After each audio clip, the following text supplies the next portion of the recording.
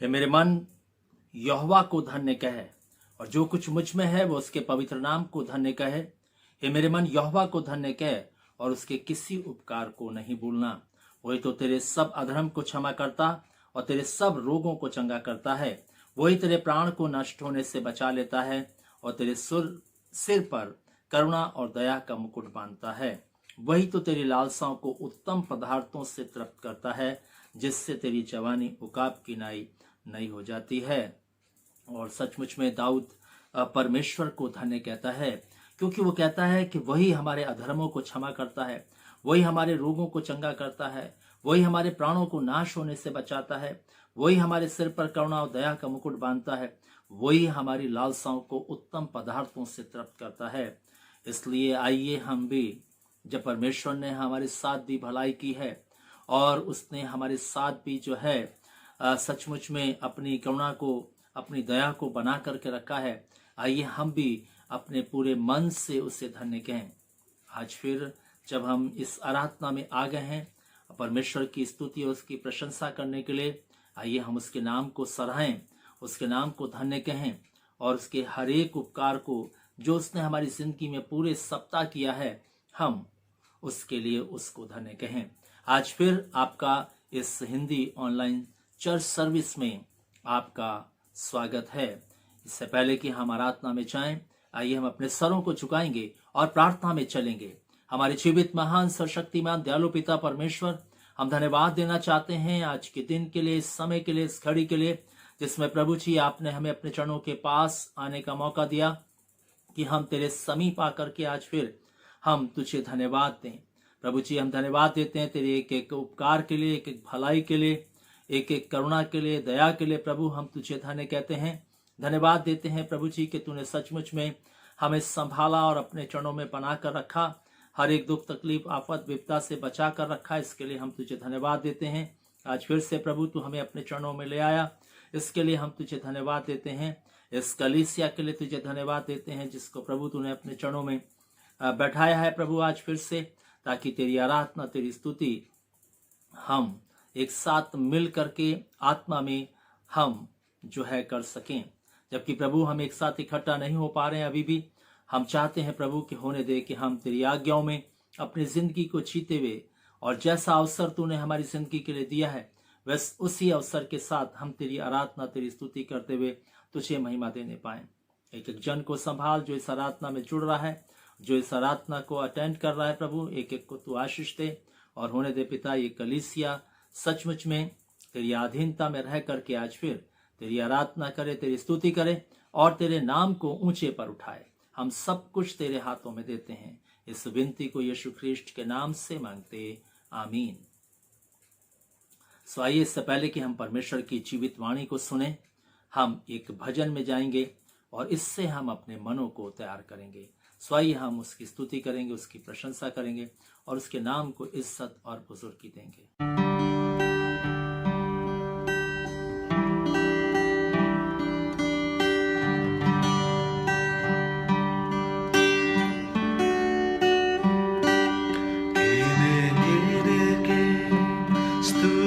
करूं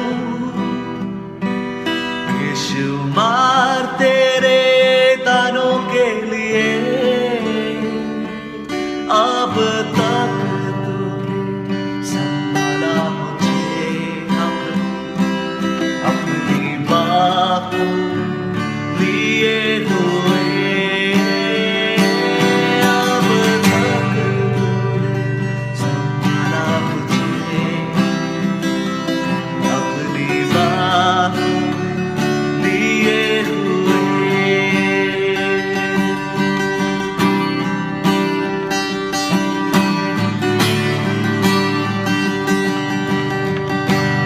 आंधियाँ बन के आए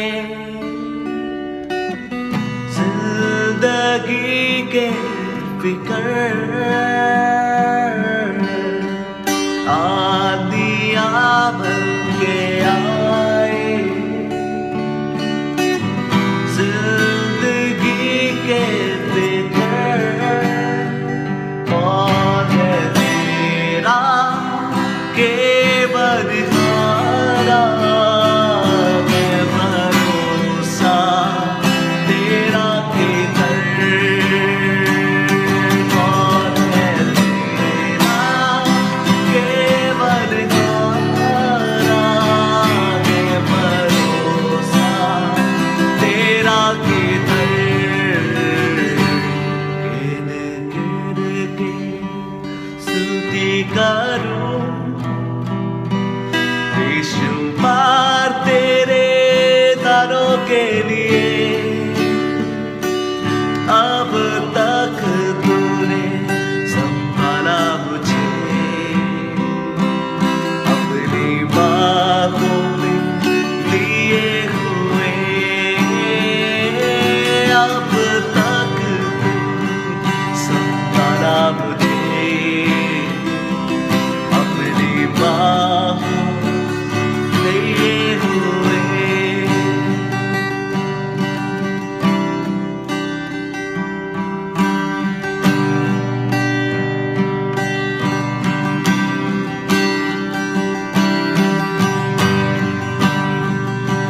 कोई ऐसा शस्त्र ही नहीं बना जो परमेश्वर के पुत्रों के विरोध में काम कर सके, क्योंकि उनको रचने वाला, उनको बनाने वाला, उनका पिता उन पे हमेशा नजर को बनाए रखता है। वो जो तारों को गिनता है और उनका नाम लेकर उन्हें बुलाता है, वो अपने बच्चों को निरंतर अपने साए में रखता है। There is no weapon that is strong and shall prosper against the child of God. Because the one who has created them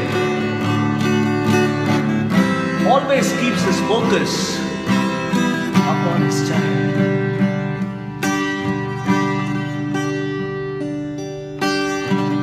आए तुझे जो मिटाने वो शस्त्र हो बेअसर, आए तुझे जो मिटाने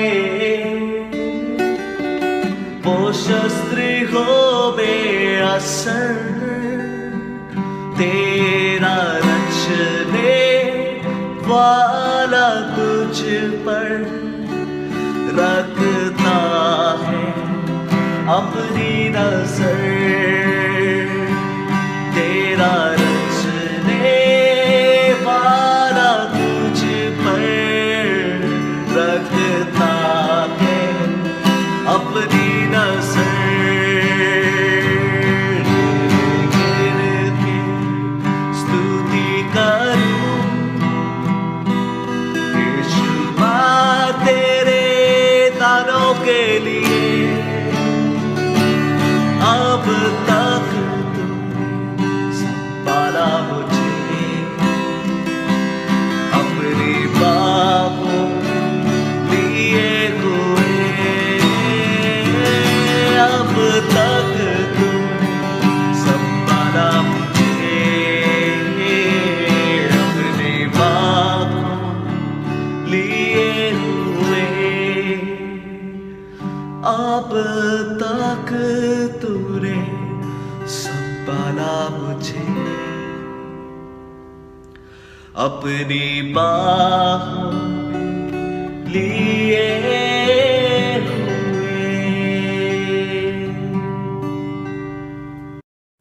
प्रभु का धन्यवाद हो कि एक बार फिर से हम प्रभु के चरणों में हैं और आज फिर परमेश्वर हमें अपने चरणों के समीप लेकर के आया ताकि हम उसकी जीवित वाणी को सुन सकें। आइए हम अपना ध्यान परमेश्वर के वचनों की ओर लगाएंगे और आज फिर हम उसके जीवित वचनों को हम सुनेंगे ताकि हमारी जिंदगी इन वचनों के द्वारा से और भी परमेश्वर के आगमन के लिए तैयार हो सके। इसलिए प्रिय भाई बहनों, आज फिर हम अपना पूरा ध्यान परमेश्वर की वाणी की ओर लगाएंगे। हम पूरे संपूर्ण मन से हम परमेश्वर की ओर अपने ध्यान को केंद्रित करेंगे ताकि हम परमेश्वर की मधुर और मीठी आवाज को हम आज फिर से सुन सकें और हमारी जिंदगी प्रभु के राज्य के लिए तैयार हो सके। इन दिनों में प्रिय भाई बहनों, हमें जो है प्रभु के राज्य के लिए अपनी जिंदगी को तैयार करना है। हम जानते हैं प्रिय भाई बहनों कि संसार में जो है वे सब बातें जो प्रभु यीशु मसीह के आगमन के लिए थीं वे सब पूरी हो रही हैं, क्योंकि जब प्रभु यीशु मसीह के चेलों ने प्रभु यीशु मसीह से प्रश्न किया कि तेरे जगत में आने का और जगत के अंत का क्या चिन्ह होंगे, तब तूने जो है इस बात को बताया कि जब मेरा आना होगा तो उस समय किस तरीके का माहौल होगा। और आज बिल्कुल हम इस संसार पे जब दृष्टि डालते हैं तो हम उन सब बातों को जो सचमुच में प्रभु यीशु मसीह ने कही थी, उन सब बातों को आज हम पूरा होते हुए देख रहे हैं। आज हम देख रहे हैं कि किस तरीके से नूह के जमाने की बात प्रभु यीशु मसीह ने की थी कि जब मनुष्य के पुत्र का आना होगा तो दिन जो है नूह के जमाने जैसे होंगे, जब मनुष्य के पुत्र का आना होगा तो लूत के से दिन होंगे। और आज हम देखते हैं कि लूत के दिन और नूह के दिन में जो है लोग जो है खाते पीते थे, लेन देन करते थे, घर बनाते थे, पेड़ लगाते थे, उनमें ब्याह शादी होती थी और इस प्रकार की जिंदगी को जी रहे थे। और आज के युग में हम देखें तो इन सब बातों को हम बहुतायता के साथ देख रहे हैं। आज जो है हम खाने की जो है विषय में बात करें, लोग खाते पीते थे, आज कितनी वैरायटी हैं। जब हम जो है खोल करके देखते हैं मोबाइल को तो उसमें कितनी आइटम जो है एक ही प्रकार के कितने तरीके से बनाने की विधियां हमें मिलती हैं। और इस समय जो लोग जो हैं वो खाने पीने के बारे में जो है अधिक सोच रहे हैं, घर मकान के बारे में अधिक सोच रहे हैं, प्रिय भाई बहनों, विवाह और शादी के बारे में अधिक सोच रहे हैं। और जैसा प्रभु ने कहा था कि महामारियां होंगी, अकाल पड़ेंगे, भूडोल होंगे। इन सब बातों को भी हम इन दिनों में विशेष तौर से देख रहे हैं प्रिय भाई बहनों। और इसलिए जब हम इन सब बातों को होते हुए देख रहे हैं तो हमें अपनी जिंदगी को प्रभु यीशु मसीह की ओर लगाना है, अपने ध्यान को प्रभु यीशु मसीह की ओर केंद्रित करना है। हमें जो है सचमुच में प्रभु यीशु मसीह के आगमन के लिए अपने जीवन को जुटाना है, मैं ऐसा कहूंगा, ताकि हम जो है आज फिर जब हम इस संसार में अपनी जिंदगी को इन सब बातों को जो यीशु मसीह ने की थी, उस सच्चाई को जो उसने कहा था, आज हम जब पूरा होते हुए देख रहे हैं, उस वचन को पूरा होते हुए देख रहे हैं, तो हमें अपनी जिंदगी में सचमुच में जागने की जरूरत है। आज हम मसीहों को सोने की जरूरत नहीं है, हम मसीहों को संसार में लिप्त रहने की जरूरत नहीं है, हमें जो है संसार में मन लगाने की जरूरत नहीं है। हम मसीहों को जो है अपने जीवन को प्रभु यीशु मसीह के आगमन के लिए तैयार करने की जरूरत है, क्योंकि ये जो सच्चाई है वो हमारे पास है, क्योंकि हमने इस सच्चाई को अपनी जिंदगी में जाना है और उसको हमने अपनी जिंदगी के अंदर अनुभव भी किया है। और इसलिए प्रिय भाई बहनों, आज परमेश्वर हमें फिर से इस बात को सिखाना चाहता है। पिछले हम 2 रविवार से इस विषय पर बातचीत कर रहे थे और हम देख रहे थे कि किस रीति से एक मसीह व्यक्ति को जो है प्रभु यीशु मसीह के आगमन के लिए हमें यीशु मसीह को पहनना है। जब तक हम यीशु मसीह को नहीं पहनेंगे, हम प्रभु यीशु मसीह के आगमन के लिए तैयार नहीं हो सकते। हमने दूसरी बात देखी थी पिछले रविवार को कि जब तक जो है हमारे जीवन के अंदर जो है विश्वास पर सद्गुण, सद्गुण पर समझ, समझ पर संयम, संयम पर धीरज, धीरज पर भक्ति और भाईचारे की प्रीति और प्रेम, ये सब हमारी जिंदगी के अंदर ना आ जाएं, ये बातें हम में वर्तमान ना दिखें, तब तक हम परमेश्वर के राज्य के योग्य नहीं। और हमने इन बातों पर जो है बहुत देर तक जो है इन वचनों पर हमने विचार किया था।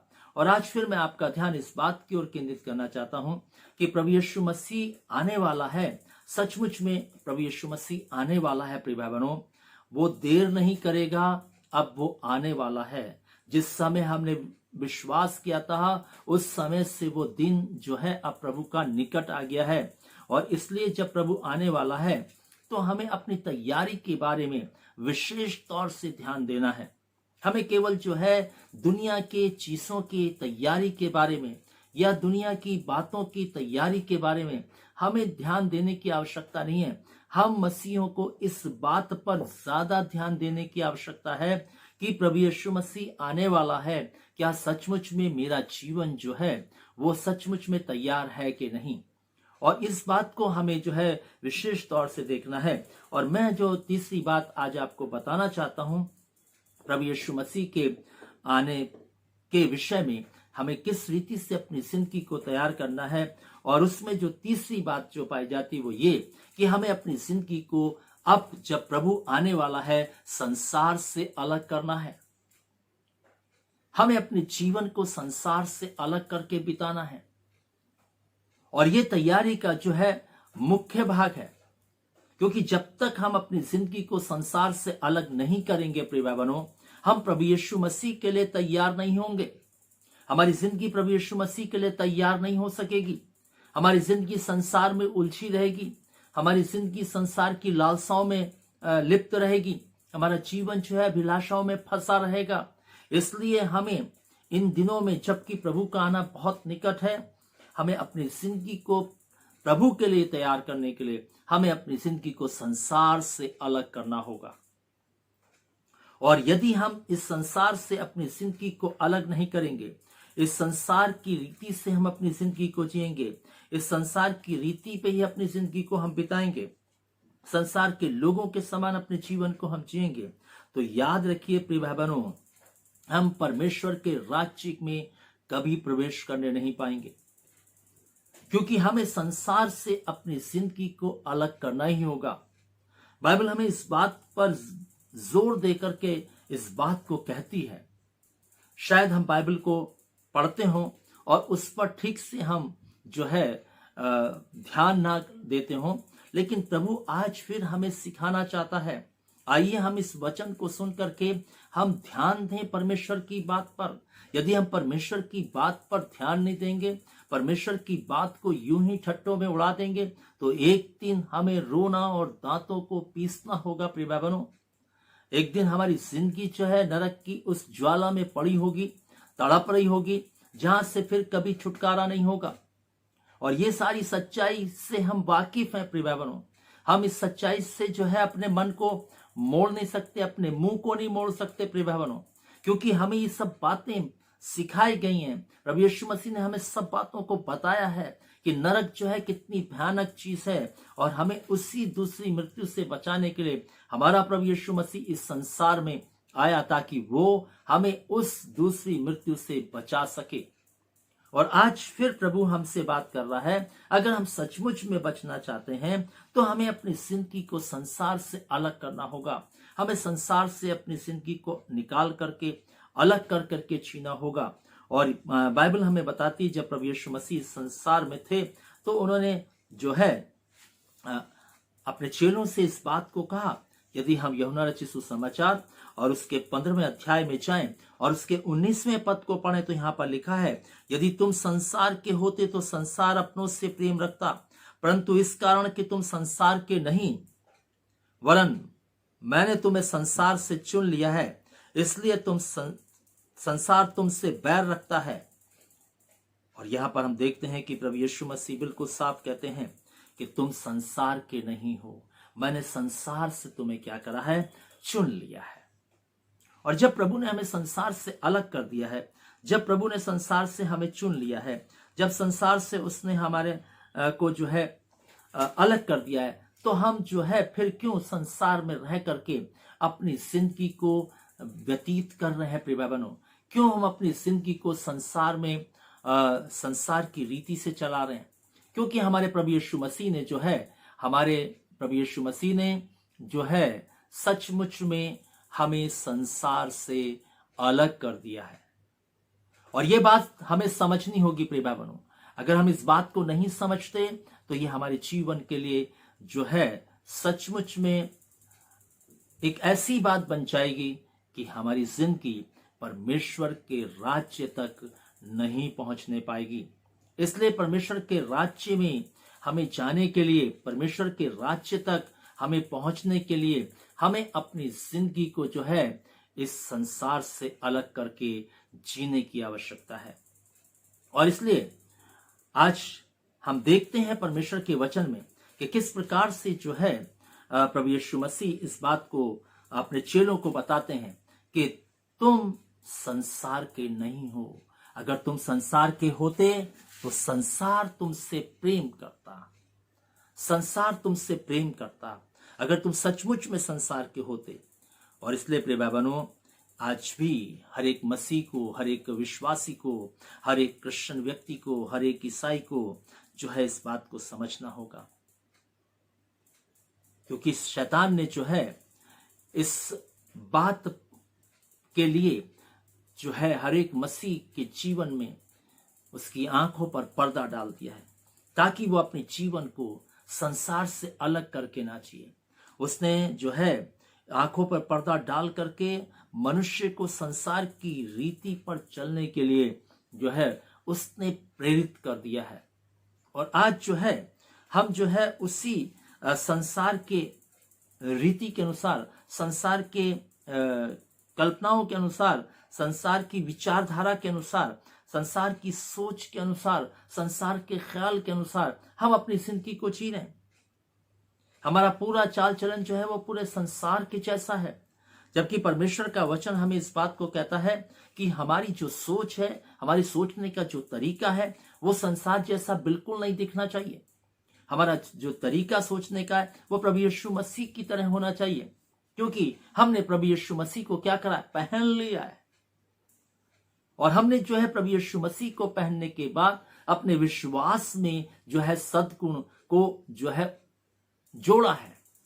हमारी जिंदगी में सद्गुण आए हैं, हमारे जीवन में जो है धीरज, संयम, विश्वास, भक्ति, प्रेम, भाईचारे की प्रीति आई है।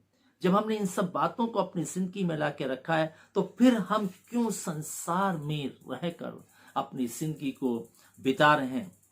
और इसलिए परमेश्वर का वचन बिल्कुल साफ कहता है कि तुम संसार के नहीं हो। यदि हम यूहन्ना रचित सुसमाचार के 17वें अध्याय में जाएं तो वहां पर यीशु मसीह विनती करते हैं। 17वें अध्याय में हम जाएंगे और उसके 14 पद को पढ़ेंगे। लिखा है, मैंने तेरा वचन उन्हें पहुंचा दिया है और संसार ने उनसे बैर किया है, क्योंकि जैसा मैं संसार का नहीं वैसे वे भी संसार के नहीं। और यहां पर बिल्कुल यीशु मसीह इस बात को कहता है, मैं संसार का नहीं हूं, ये भी संसार के नहीं है। पिता विनती कर रहा है, प्रभु यीशु मसीह विनती कर रहा है, कह रहा है पिता से कि मैं संसार का नहीं हूं, ये भी संसार का नहीं है। और सचमुच में यदि हम यीशु मसीह की जिंदगी को देखें, उसने कभी भी संसार के साथ अपनी जिंदगी को नहीं जिया, संसार के तरीके से अपनी जिंदगी को नहीं जिया। उसने अपनी जिंदगी को संसार से अलग करके जिया। वो संसार में रहा तो सही, संसार में पैदा हुआ, संसार में बड़ा हुआ, संसार में जवान हुआ, संसार में रह करके उसने 3.5 साल जो है परमेश्वर की सेवकाई को किया, लेकिन उसने संसार के रीति के अनुसार अपनी जिंदगी को इस संसार में नहीं बिताया। उसने अपनी जिंदगी को सत्य के साथ जिया, उसने अपनी जिंदगी को भक्ति के साथ जिया, उसने अपनी जिंदगी को धार्मिकता के साथ जिया, उसने अपनी जिंदगी को सचमुच में परमेश्वर की आज्ञा के अनुसार जिया। और जब वो ये कहता है कि जैसा मैं संसार का नहीं वैसे वो भी संसार के नहीं, तो इस बात से हमें प्रिय भाई बहनों समझ लेना चाहिए कि हमें भी जिंदगी जो है यीशु मसीह की तरह जीनी है। जैसे वो जो है संसार के लिए नहीं जिया, हमें भी संसार के लिए नहीं जीना है।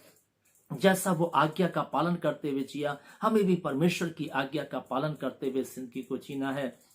जैसे उसने जो है अपनी जिंदगी को जो है परमेश्वर की अधीनता में जिया, हमें भी वैसे ही जीना है, हमें भी वैसे जीना है। और इसलिए यदि हम प्रभु के आगमन में जाना चाहते हैं तो हमें अपनी जिंदगी को संसार से अलग करना होगा, क्योंकि प्रभु बार बार अपने वचन में इस बात को कह रहे हैं कि मैं संसार का नहीं, तुम भी संसार के नहीं। मैंने तुम्हें संसार से क्या करा है? चुन लिया है, अलग कर दिया है।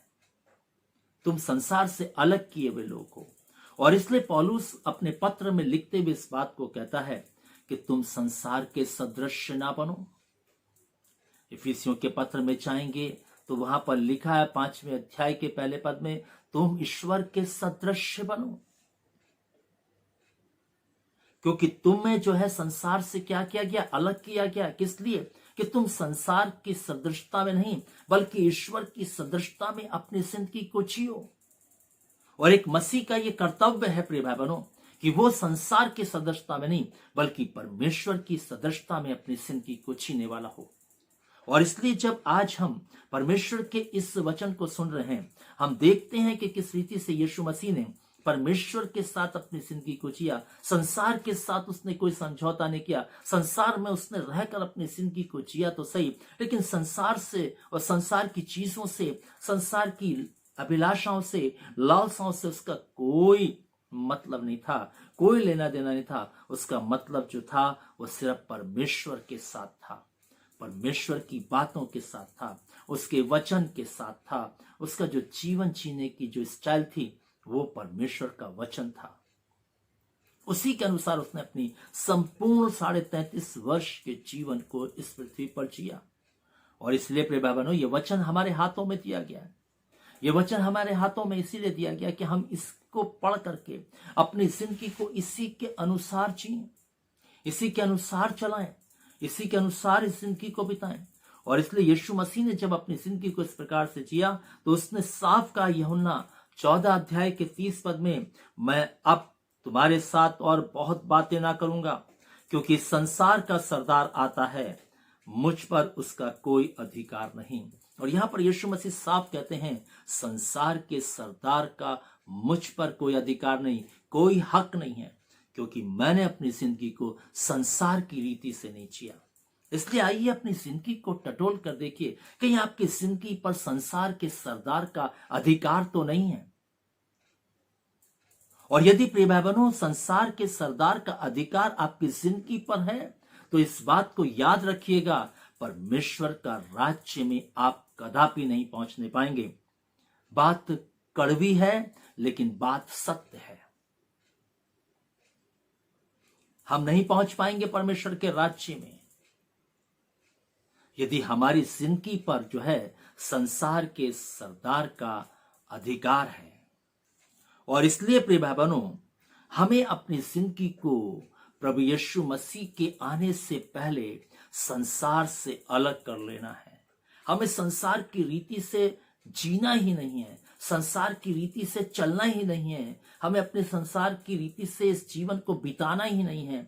हमें तो बिल्कुल उससे अलग हट करके परमेश्वर के विधि और नियम के अनुसार अपनी जिंदगी को इस पृथ्वी पर बिताना है और चलाना है। इसलिए आज प्रभु हमसे बात कर रहा है, आज प्रभु हमसे कह रहा है कि हम केवल अगर प्रभु को पहन लें और उसके बाद जो है हम अपनी जिंदगी को संसार से अलग करके ना जिएं तो उससे क्या लाभ होगा। आज बहुत सारे लोगों ने प्रभु यीशु मसीह को पहना लेकिन आज जिंदगी उनकी फिर से संसार में चली गई। और पौलुस ने इस बात को गलतियों के पत्र में लिखते हुए कहा, क्या तुम आत्मा से शुरू करके शरीर पर अंत करोगे।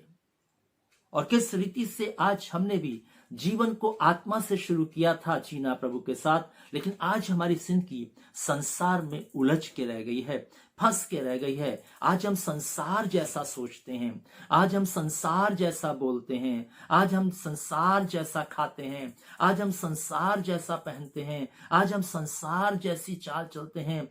आज जो है हम संसार के हर रीति को अपनी जिंदगी में ले करके इस जीवन को जी रहे हैं, जबकि प्रभु कहता है कि तुम संसार के नहीं हो, तुम संसार के नहीं हो। अगर हम संसार के नहीं तो कहां के हैं? हम स्वर्ग के हैं।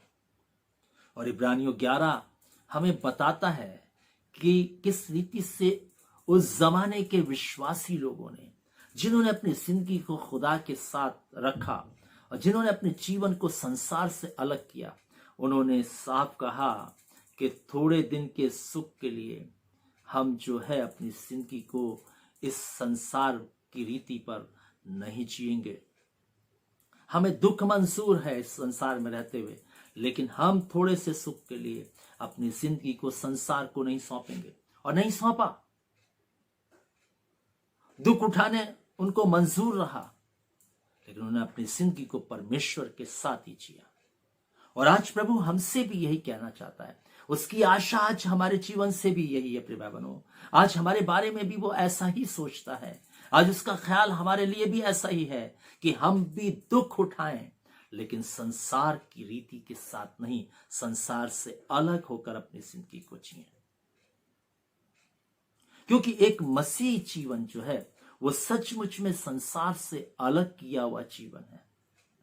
और इसलिए परमेश्वर का वचन हमें इस बात को सिखाता है। यदि हम इफिसियों के पत्र में जाएं और उसके 2 अध्याय में जाएं तो वहां पर लिखा है, जिसने तुम्हें चिल्लाया, जो अपने अपराधों और पापों के कारण मरे हुए थे, जिनमें तुम पहले इस संसार की रीति पर और आकाश के अधिकार के हाकिम अर्थात उस आत्मा के अनुसार चलते थे जो अब भी आज्ञा ना मानने वालों में काम करता है।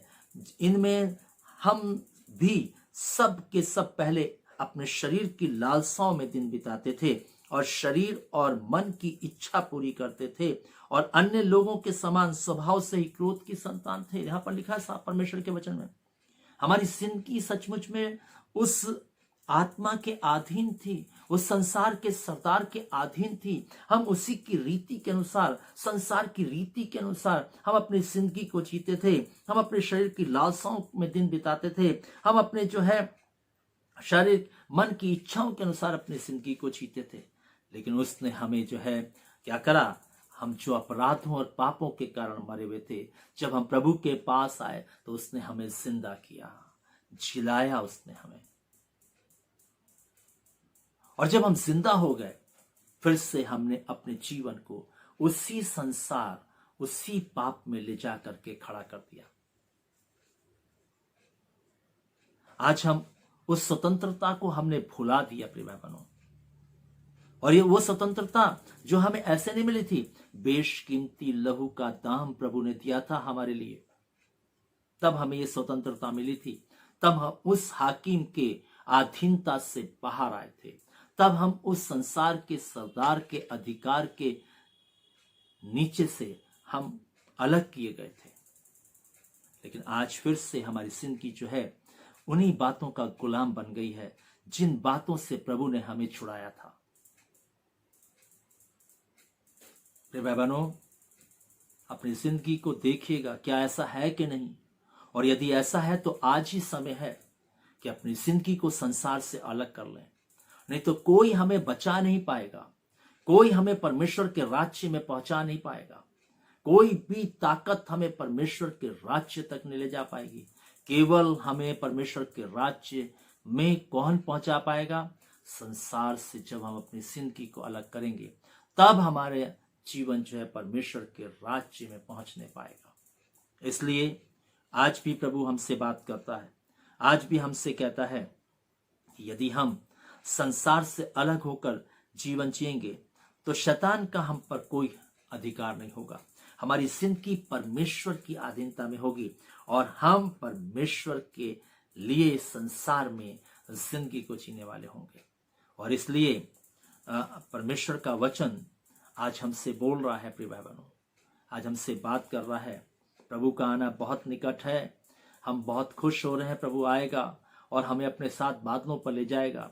लेकिन किन को ले जाएगा?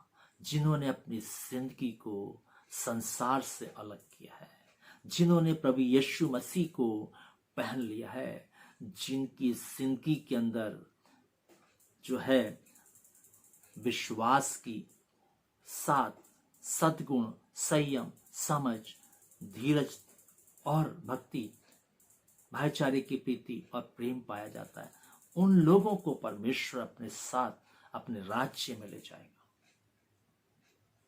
इसलिए प्रिय भाई बहनों, हमें प्रभु के आगमन के लिए अपनी जिंदगी को परमेश्वर के वचन के अनुसार तैयार रखना है। प्रभु यीशु मसीह का वचन हमें इस बात को बताता है। आइए हम खोलें पहला यूहन्ना उसका 2 अध्याय और उसके 15, 16 और 17 पद को हम पढ़ेंगे। और यहां पर साफ यूहन्ना ने कहा, जो प्रभु यीशु मसीह का चेला था, कि यदि हम संसार से प्रेम करते हैं तो हम में प्रभु का प्रेम नहीं है, और जब हम में प्रभु का प्रेम नहीं है तो हम परमेश्वर के राज्य के भागीदार नहीं है, हम उसके राज्य के वारिस नहीं है। प्रिय भाई बहनों, और क्या कहता है देखिए, पहला यूहन्ना 2 अध्याय का 15 पद, तुम ना तो संसार से और ना संसार में की वस्तुओं से प्रेम रखो। यदि कोई संसार से प्रेम रखता है तो उसमें पिता का प्रेम नहीं। और यहां पर 15वें पद में बिल्कुल साफ स्पष्ट कहता है कि तुम ना तो संसार से और ना संसार की वस्तुओं से प्रेम रखो। एक मसीह व्यक्ति को ना संसार से और ना संसार की वस्तुओं से प्रेम करने की आवश्यकता है, क्योंकि याकूब का पत्र उसका 4 अध्याय उसके 4 पद में लिखा है, क्या तुम नहीं जानते जो संसार से मित्रता करते हैं वे प्रभु से बैर रखते हैं? क्योंकि संसार से मित्रता करना प्रभु को अपना बैरी बनाना है। साफ लिखा है परमेश्वर के वचन। और जब प्रभु बैरी हो जाएगा, कैसे वो हमें अपने राज्य में लेगा? जब हम उसके बैरी बन जाएंगे, हम दुश्मन हो जाएंगे, प्रभु हमें अपने राज्य में क्यों लेगा? और प्रिय भाई बहनों, फिर मैं कहना चाहता हूं, हमारी थोड़ी सी भक्ति हमें परमेश्वर के राज्य तक नहीं पहुंचाएगी। जो चर्च जाने की भक्ति है, जो दान देने की भक्ति है, जो प्रार्थना करने की भक्ति है, जो वचन को सुनने की भक्ति है, पढ़ने की भक्ति है, ये हमें परमेश्वर के राज्य तक थोड़ा ना पहुंचाएगी। क्योंकि प्रभु तो हमारे पूरे चाल चलन को देखेगा, पूरे चाल चलन को, कि हमने पूरी जिंदगी जो है वो किस तरीके से बिताई है, संसार से अलग होकर या संसार की रीति के साथ, संसार के लोगों की विचारधारा के साथ। बाइबल स्पष्ट कहती है कि ये जो सारा संसार है वो दुष्ट के वश में पड़ा है। याद रखिए प्रिय भाई बहनों, दुष्ट के वश में पड़ा है। और प्रभु जब इस संसार में आए, यीशु मसीह, वो हमें इस संसार से छुड़ाने के लिए आए थे। गलतियों के पत्र को हम पढ़ेंगे तो उसमें स्पष्ट लिखा है कि वो हमें संसार से छुड़ाने के लिए आया थे। लेकिन आज हम छूट नहीं पाए। आज भी हम यीशु मसीह के पास तो आ गए, उसके आराधक बन गए, उसके शिष्य बन गए और कई चीजें, लेकिन हम अपनी जिंदगी को संसार से बाहर नहीं निकाल पाए। और इसलिए यहां पर परमेश्वर का वचन कहता है, तुम ना संसार से और ना संसार में की वस्तुओं से प्रेम रखो। आज हमें संसार की वस्तुओं से बहुत प्रेम है। जो भी संसार की वस्तुएं, चाहे वो पहनने के रूप में हो, खाने के रूप में हो, या गैजेट के रूप में हो, और कई चीजें, कहता है हमें इनसे प्रेम करने की आवश्यकता नहीं है।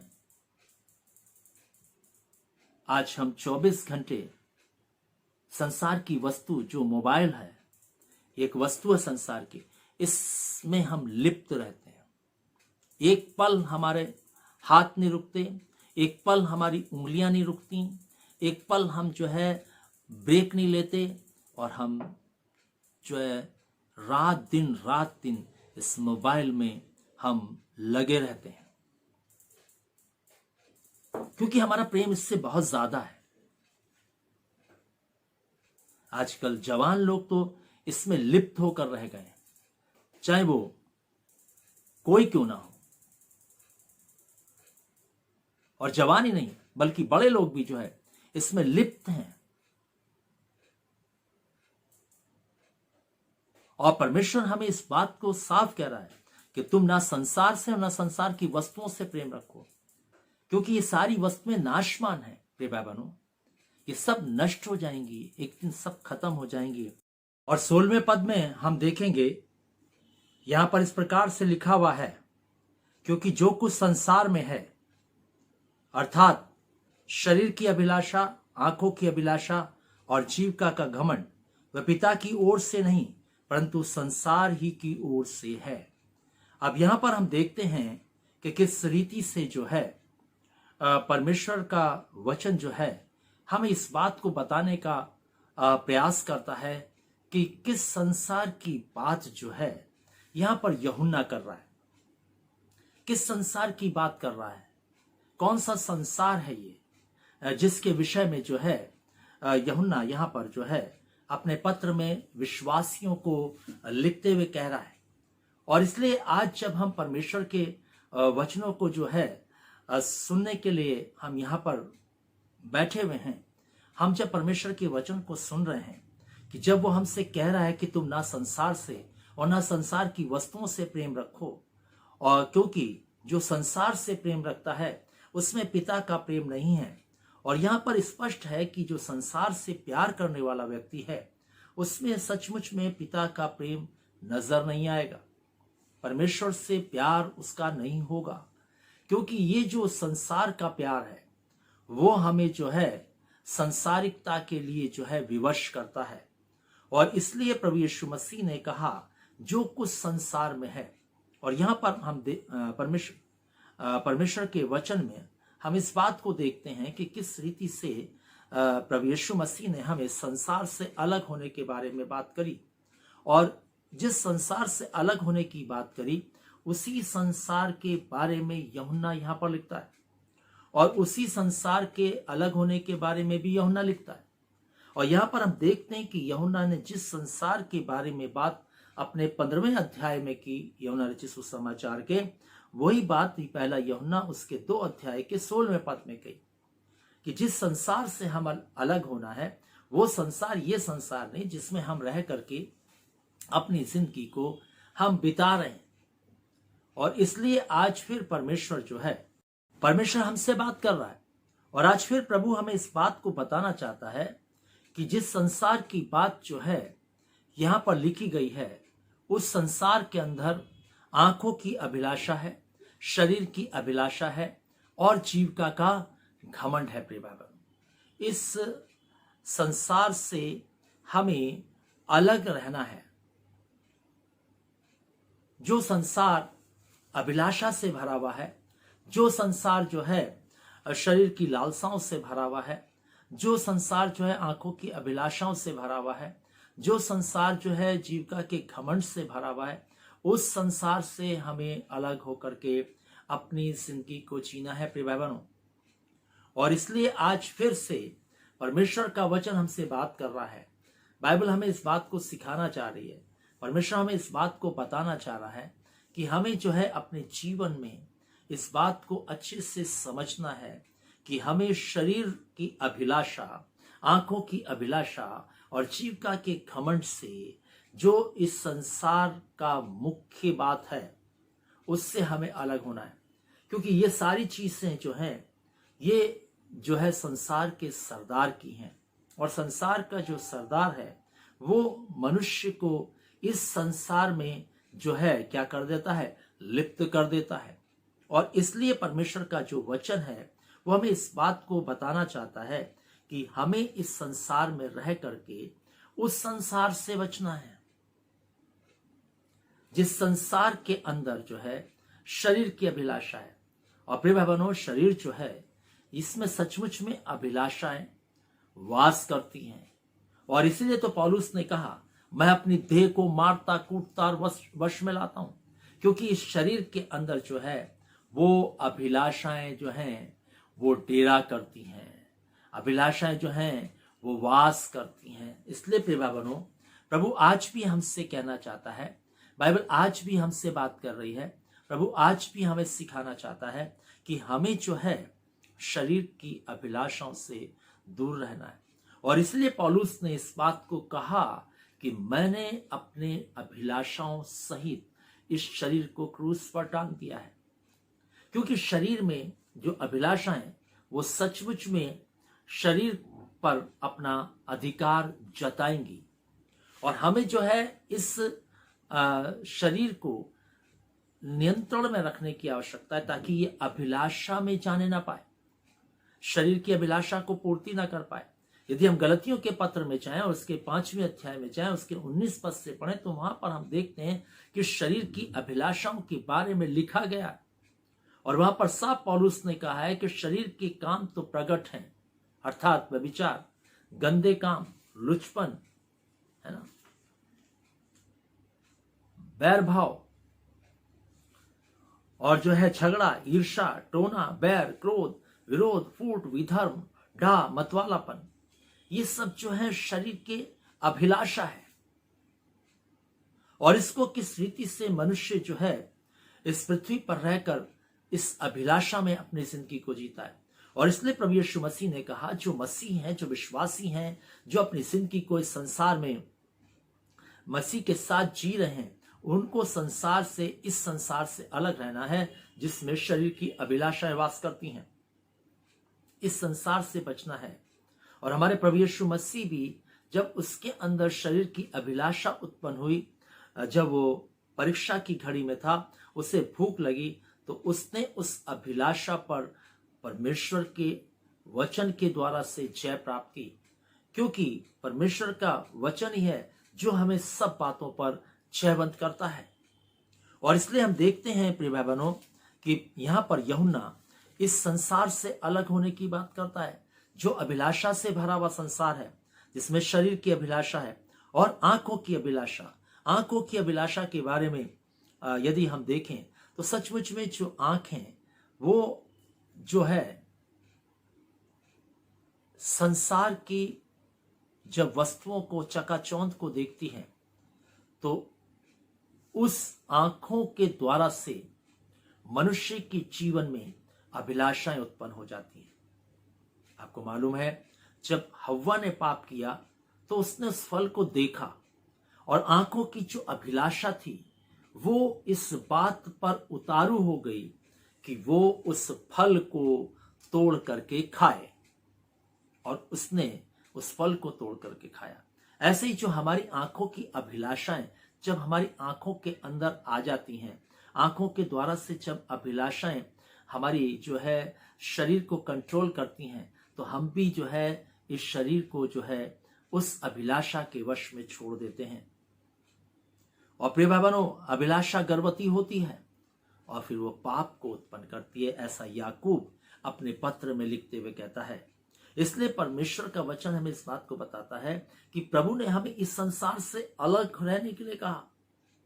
उसने कहा तुम इस संसार के नहीं हो, जिसमें अभिलाषा है, जिसमें लालसाएं हैं, जिसमें आंखों की अभिलाषा है, जिसमें शरीर की अभिलाषा है और जिसमें जीविका का घमंड है, जिसमें घमंड से भरी हुई बातचीत है। उस सब से जो है अलग रहने की आवश्यकता है प्रिय भाई बहनों।